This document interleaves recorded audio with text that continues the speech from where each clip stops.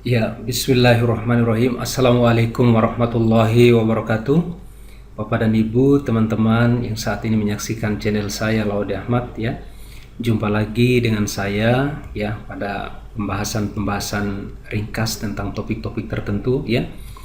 Nah, kali ini saya mohon izin untuk menyampaikan atau menjelaskan profil kepesertaan Jaminan Kesehatan Nasional Kabupaten Karawang dan potensi pembiayaan menuju Universal Health Coverage lebih besar dari 95% pada tahun 2022.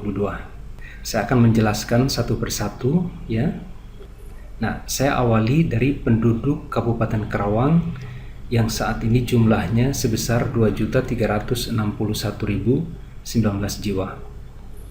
Nah, dari jumlah penduduk sekian ini yang tercatat sebagai peserta JKN ya. Nah, menurut data yang saya ambil di dashboard JKN pada September 2021 adalah sebesar 2.105.180 jiwa.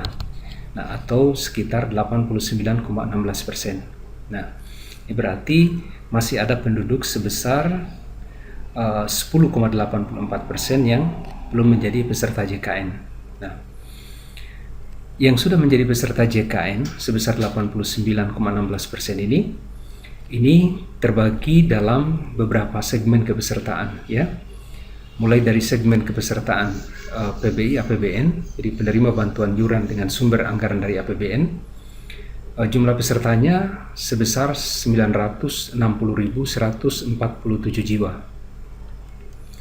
Nah, kemudian segmen PBI APBD, jadi penerima bantuan iuran dengan sumber pembiayaan dari APBD. Nah, ini pesertanya sebesar 96.027 jiwa ya. Segmen berikutnya ini yang pekerja penerima upah ya.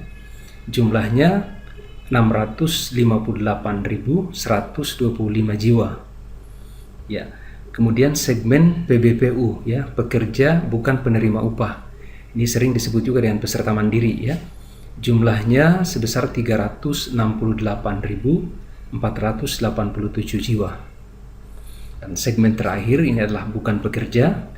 Nah, itu jumlah kepesertaannya sebesar 22.402 jiwa. Nah, sekarang ya dari kepesertaan ya sekian ini kita lihat status aktif tidak aktifnya. Untuk yang PBI APBN alhamdulillah itu aktif 100% ya, aktif seluruhnya. Nah, demikian pula yang PBI APBD ya, ini aktif 100%. Nah, kita lihat yang pekerja penerima upah. Nah, yang aktif adalah sebesar 82,32% atau sebanyak 541.768 jiwa. Yang tidak aktifnya adalah sebesar 17,68% ya, atau kita lihat pesertanya lebih kurang 116.357 jiwa. Nah, untuk yang segmen berikutnya PBPU ini yang aktifnya ini kurang dari 50% Bapak Ibu ya. Jadi yang aktif itu hanya 31,64% atau sekitar 116.589 jiwa. Jadi masih lebih banyak yang tidak aktifnya ya, sebesar 68,36%. Nah, untuk segmen BP yang aktifnya 92,34%. Nah, yang tidak aktifnya ada 7,66%. Nah, kalau kita lihat ini yang untuk segmen yang aktif ya, kita total. Nah, ini ada sejumlah 1.735.209 jiwa. Ya, kalau di persentase 82,42% yang aktif ya. Nah, sementara untuk total yang non aktif ya, kita lihat itu ada sebanyak 369.971 jiwa ya, atau 17,57%. Nah, untuk yang statusnya non aktif ya, nah ini sudah pasti akan bermasalah ketika nanti mereka membutuhkan pelayanan kesehatan ya, apalagi misalkan masuk rumah sakit, meskipun kita tidak berharap jatuh sakit terus atau kemudian masuk ke rumah sakit. Nah, jadi yang non aktif ini bisa kita katakan berarti mereka bermasalah untuk jaminannya. Nah, ditambah dengan yang belum menjadi peserta JKN sebesar 10,84%. Nah, mereka ini sama-sama sebenarnya tidak punya jaminan, ya. Jadi total yang tidak punya jaminan itu ada sebanyak 626.002 jiwa. Atau kalau kita buat prosentasenya itu ada 26,51% penduduk Karawang itu tidak memiliki jaminan, ya. Jaminan pelayanan kesehatan, jaminan pembiayaannya begitu ya. Nah, problemnya sekarang ini adalah pembiayaannya. Opsi apa yang akan diambil untuk mengatasi atau untuk mengaktifkan yang statusnya pada nonaktif ini? Nah, opsi pertama sebenarnya kita berharap ya peserta-peserta yang nonaktif, nah itu kita berharap itu diaktifkan kepesertaannya dengan membayar premi, agar nanti ketika dibutuhkan itu tidak bermasalah lagi untuk jaminan pelayanan kesehatannya, jaminan pembiayaannya. Nah, kita berharap seperti itu.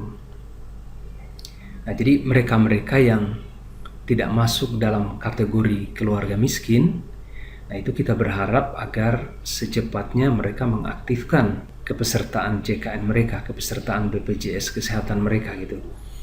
Nah, jadi suatu saat nanti dibutuhkan, itu sudah tidak ada masalah lagi dengan jaminan pembiayaannya. Nah, adapun kalau sudah diaktifkan dan ternyata tidak dimanfaatkan karena tidak pernah jatuh sakit misalnya, maka sebenarnya bukan sebuah kerugian juga ya. Ya, karena itu berarti yang bersangkutan sudah berkontribusi ya dalam skema gotong royong JKN ini, ya sudah berkontribusi untuk meringankan beban yang lain begitu. Nah, kemudian opsi yang kedua, andaikan semua yang nonaktif, nah itu dibayarin preminya semua oleh pemerintah, maka kita lihat satu persatu ya. Untuk segmen PPU yang tidak aktif sebanyak 116.357 jiwa, kalau ini preminya dibayar semuanya oleh pemerintah, maka ya harus dianggarkan dana sebesar 52.779.535.200 rupiah. Dana sebesar ini untuk di Provinsi Jawa Barat memang sudah ada regulasinya, yaitu di Peraturan Gubernur Nomor 62 Tahun 2015 tentang kepesertaan dan pembiayaan untuk PBI daerah Jawa Barat. Dalam regulasi tersebut di pasal 11 dinyatakan secara tegas bahwa ada cost sharing antar pemerintah provinsi dan pemerintah kabupaten kota untuk pembiayaan ini. Nah, cost sharingnya itu diatur dengan proporsi 40% bersumber dari APBD 1 dan 60% bersumber dari APBD 2. Jadi dana sebesar 52,8 miliar ini, jadi kalau kita lihat skema pembiayaannya dengan cost sharing, APBD 1-nya itu 21 miliar, kemudian APBD 2-nya itu lebih kurang 31,7 miliar begitu. Nah, berikutnya untuk mengaktifkan yang PBPU ya, yang nonaktif sebesar 251.898 jiwa. Nah, itu dibutuhkan anggaran sebesar 11.267.932.800 rupiah. Nah, sama seperti di atas ya, dengan skema pembiayaan cost sharing, APBD 1-nya lebih kurang 45,7 miliar, APBD 2-nya berarti lebih kurang 68,6 miliar ya. Nah, berikutnya untuk segmen BP, kalau seluruhnya yang non aktif juga ya dibayar preminya oleh pemerintah, ya, maka harus disediakan anggaran sebesar 778.377.600 rupiah. Nah, dengan cost sharing APBD 1 APBD 2 sebesar 311.351.040 rupiah untuk yang APBD 1, dan APBD 2 sebesar 467.026.560 rupiah. Kalau kita lihat yang total non aktif ini ya, yang sebesar 17,57% ini ya, jadi Jadi sekali lagi, andaikan preminya itu dibayar oleh pemerintah semua sehingga menjadi aktif, maka total anggarannya, ya kita lihat ini total dari yang di atas ya, 167 miliar 818 juta 845.600 rupiah. Ya, dengan komposisi APBD 1, APBD 2 seperti yang terlihat di slide ini. APBD 2-nya kita lihat lebih kurang 100,7 miliar ya. Nah, ini kalau semua yang non aktif tadi dibayarin oleh pemerintah preminya, ya harus tersedia anggaran sebesar ini. Nah, kemudian untuk yang belum menjadi peserta JKN yang lebih kurang 255.839, nah ini lagi-lagi kalau dibayarin oleh pemerintah preminya, maka harus disediakan anggaran sebesar 116 miliar 48 juta 570.400 rupiah. Sama dengan komposisi APBD 1, APBD 2 seperti ini. Jadi kalau kita lihat di sini APBD 2-nya lebih kurang 69,6 miliar. Nah, kalau kita totalkan semua yang tanpa jaminan, yang jumlahnya lebih kurang 626.002 jiwa ini, dan preminya dibayar oleh pemerintah, maka harus disediakan anggaran sebesar 283 miliar 954 juta 507.200 rupiah. Nah, dengan komposisi APBD 1, APBD 2 seperti ini. Ya, kalau kita lihat di sini APBD 2-nya harus disediakan sebesar 170,4 miliar. Nah, kalau opsi ini diambil, nah ini berarti 100% ya penduduk Kabupaten Karawang sudah menjadi peserta JKN yang aktif. Ya, kalau opsi ini diambil ya. Jadi semua yang non aktif kepesertaannya ditambah dengan yang belum menjadi peserta JKN itu dibayarin sekalian oleh pemerintah preminya, maka harus disediakan anggaran sebesar ini, 283 miliar 954 juta 507.200 rupiah. Nah, terlihat ya bahwa dari sisi anggaran ini bukan biaya kecil, bukan kos yang kecil ya. Maka ada satu pilihan ya, ada satu opsi yang lebih reliable sebenarnya untuk diambil. Opsi yang lebih praktis sebenarnya untuk bisa dipilih ya, itu mengupayakan pencapaian UHC minimal 95%. Nah, kalau kita lihat capaian sekarang itu ada di angka 89,16%.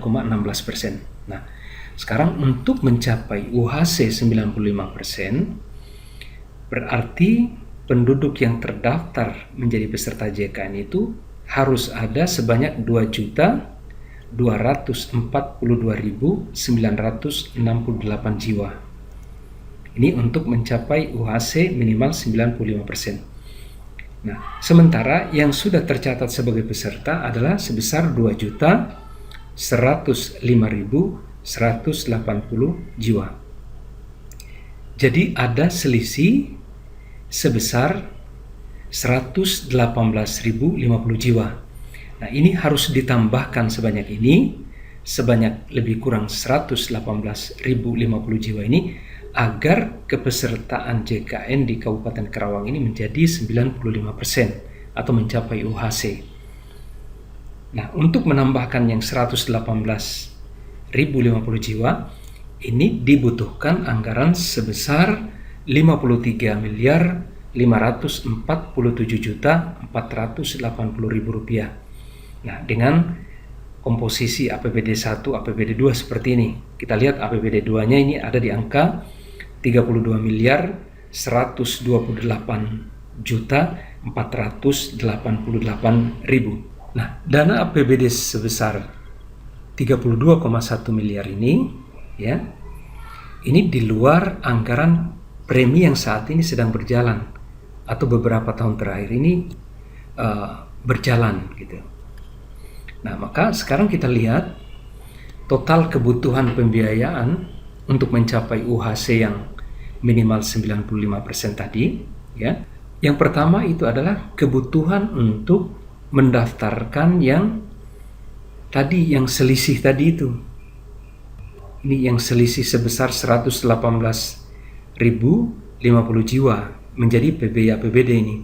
Nah, kebutuhan APBD 2-nya itu sebesar 32 miliar 128 juta 488 ribu rupiah. Ya. Untuk APBD 1-nya sekian, ya. Nah, kemudian kebutuhan yang kedua adalah kebutuhan untuk kontribusi premi bagi peserta PBPU, ya, pekerja bukan penerima upah kelas 3 saat ini. Nah ini kalau ini memang sudah dianggarkan, ya, sebesar 8 miliar. Nah, jadi perlu diketahui juga oleh Bapak Ibu, ya, bahwa peserta JKN, ya, PBPU kelas 3 yang aktif, ya, itu saat ini mereka hanya membayar 35.000 per jiwa per bulan. Padahal besaran premi untuk peserta mandiri kelas 3 itu adalah 42.000 per jiwa per bulan. Yang dibayarkan sekali lagi cuma 35.000. Nah, yang 7.000-nya itu mendapatkan subsidi dari pemerintah. Ini untuk yang kelas 3, ya. Kelas 3 yang aktif. Nah, subsidi 7.000 itu dibagi lagi. 2.800 itu disubsidi dari pemerintah kabupaten kota, yang 4.200 disubsidi dari pemerintah pusat. Dengan kepesertaan saat ini, ya, untuk PBPU kelas 3 di Karawang, ya, PBPU kelas 3 yang aktif, maka kontribusi premi, ya, dari pihak pemerintah untuk para peserta yang kelas 3 tadi itu adalah sebesar 8 miliar per tahun. Dan ini memang sudah dianggarkan. Nah, terus kemudian yang PBI APBD saat ini, ya, PBI APBD saat ini. Nah, yang sudah berjalan selama ini, ya, selama ini.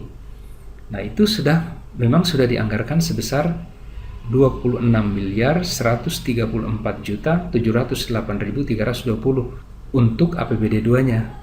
Nah, untuk APBD 1-nya sebesar 17,4 miliar. Nah, jadi total kebutuhan untuk pembiayaan UHC minimal 95% tadi, ya. Ya, total kebutuhan untuk APBD 2-nya itu adalah sebesar 66 miliar 263 juta 196.320 rupiah. Ya, kalau untuk APBD 1-nya kan lebih kurang 38,8 miliar, ya. Ini total kebutuhan. Nah, sekarang kita lihat, ya, pembiayaan yang berjalan saat ini seperti apa di Kabupaten Karawang. Nah, kita lihat pembiayaan yang berjalan saat ini. Tadi yang PBI APBD itu sebesar 26,1 miliar. Nah, ini saya perlihatkan ini yang APBD-nya, APBD 2, ya. Kemudian untuk kontribusi premi yang kelas 3 tadi 8 miliar. Nah, ditambah dengan yang Karawang Sehat, ini yang jaminan kesehatan daerah Jamkesda sebesar 20 miliar per tahun. Nah, jadi untuk pembiayaan yang berjalan saat ini, bahkan dari beberapa tahun terakhir ini, nah itu sejumlah 54 miliar 134 juta 708.320 rupiah. Ini dari APBD 2-nya, ya. Ini dari APBD 2. Ya. Ini yang sudah dikeluarkan oleh pemerintah Kabupaten Karawang ini 54 miliar. Nah, sementara untuk mengambil pilihan atau untuk mengambil opsi UHC tadi dibutuhkan APBD sebesar lebih kurang 66 miliar. Nah, jadi tidak terpaut terlalu jauh sebenarnya, ya, andaikan pilihan UHC ini, ya, UHC ini yang akan diambil, ya. Ya, kita lihat di sini. Jadi kalau sekali lagi kalau pilihan UHC yang akan diambil, maka tinggal ditambahin lebih kurang 12 miliar lagi dari dana yang sudah biasa dianggarkan selama ini, itu sudah bisa mencapai UHC sebenarnya. Nah, memang terlihat bahwa untuk menuju ke UHC dibutuhkan tambahan pembiayaan dibanding yang saat ini berjalan, ya. Nah, akan tetapi untuk UHC ini kalau tercapai sebenarnya memang ada beberapa sisi positifnya. Nah, saya di slide ini saya hanya menyampaikan beberapa aspek, ya, yang memang merupakan sisi positif dari UHC. Jadi yang pertama, Kalau UHC sudah tercapai, jadi 95% penduduk di suatu kabupaten kota itu sudah terdaftar dalam JKN, maka ketika ada peserta baru, ya, misalkan masuk rumah sakit, harus dirawat, ya, butuh biaya banyak, belum punya JKN, maka ketika yang bersangkutan daftar saat itu langsung aktif, tanpa harus menunggu masa aktivasi 14 hari seperti yang ada saat ini, ya. Nah, terus kemudian kalau sudah UHC 95%, nah artinya kepesertaan yang tadinya Jamkesda itu dialihkan, ya, atau diintegrasikan menjadi JKN sehingga mencapai yang 95% tadi minimal, ya. Maka itu cakupan jaminannya bersifat nasional, jadi tidak regional. Kalau Jamkesda biasanya kan skup jaminannya itu sifatnya regional. Ya, tergantung berapa rumah sakit yang bekerja sama, ya, dalam skema pembiayaan Jamkesda. Nah, jadi kalau Jamkesda di satu kabupaten kota, ya, katakanlah misalkan di Karawang nih, ya.